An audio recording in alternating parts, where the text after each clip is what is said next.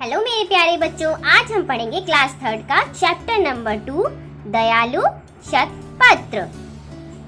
एक जंगल में शतपत्र नाम का एक कठफोड़वा पक्षी रहता था। वह केवल फल, फूल और पत्ते ही खाता था, जबकि दूसरे कठफोड़वे कीड़े मकोड़े खाते थे। यह देखकर सभी कठफोड़वे हैरान होते थे। एक दिन एक कठफोड़वे ने शतपत्र से कहा, अरे शतपत्र, तुम कठफोड़वा होकर भी कीड़े मकोड़े क्यों नहीं खाते? शतपत्र ने कहा, अपनी भूख मिटाने के लिए किसी को मारना मुझे अच्छा नहीं लगता। शतपत्र की बात सुनते ही कठफोड़वा जोर से हंसा और उसका मजाक उड़ाने लगा। शतपत्र को उसका मजाक उड़ाना अच्छा नहीं लगा, इसीलिए वह दूसरे जंगल में चला गया।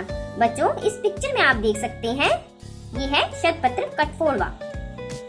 एक दिन शतपत्र पेड़ पर बैठा हुआ था, तभी उसे किसी के दर्द से कराहने की आवाज सुनाई दी। उसने इधर उधर देखा तो एक शेर पेड़ के नीचे लेटा दर्द से तड़प रहा था। शेर को तड़पते देखकर शतपत्र को उस पर दया आ गई। वह उसके पास गया और बोला, हे वनराज, आपको क्या कष्ट है? आप इस प्रकार क्यों करा रहे हैं? मुझे बताइए, शायद मैं आपकी कुछ सहायता कर सकूं। शेर बोला, अरे भाई, तुम इतने छोटे से तो हो, तुम मेरी क्या सहायता करोगे? शतपत्र बोला, महाराज बताइए तो। शेर ने कहा, कल शाम मुझे बहुत तेज भूख लगी थी, तभी मुझे एक हिरण दिखाई दिया।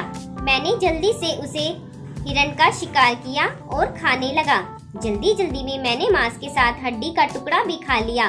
वही हड्डी का टुकड़ा मेरे गले में फंस गया है, इसी कारण मैं दर्द से तड़प रहा हूँ। शेर की बातें सुनकर शतपत्र ने कुछ देर विचार किया, तभी उसे एक उपाय सूझा।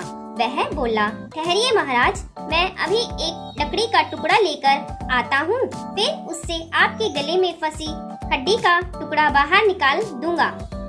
शतपत्र कुछ ही देर में एक लकड़ी का टुकड़ा ले आया।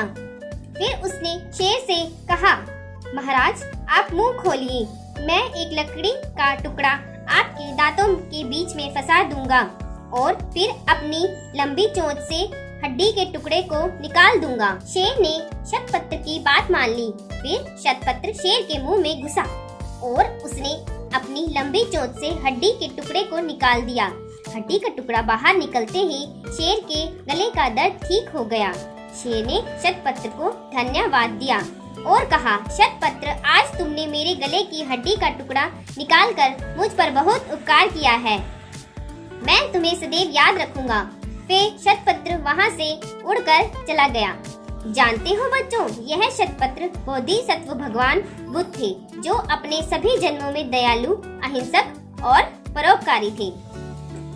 बच्चों, हमें इस पाठ से यह शिक्षा मिलती है कि हमें जीवों की रक्षा करनी चाहिए और संकट में फंसे किसी भी जीव की मदद के लिए हमेशा तत्पर रहना चाहिए। ऐसे ही और अच्छी कहानियों के लिए हमारे चैनल को सब्सक्राइब कीजिए। Thank you.